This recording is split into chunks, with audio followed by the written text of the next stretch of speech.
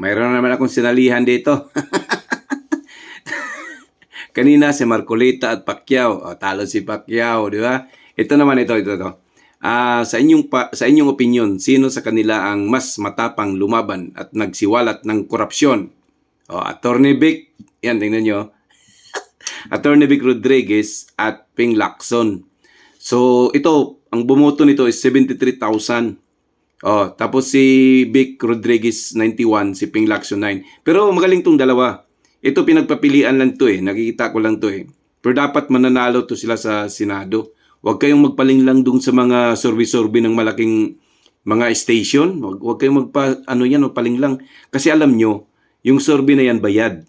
Tapos ang sinusurvey niyan, mga 1,000 to 2,000 lang. Doon kayo maniwala sa yung mga online voting. Kasi yung online voting talagang prinsipyo ng tao, yun ang nakalagay doon.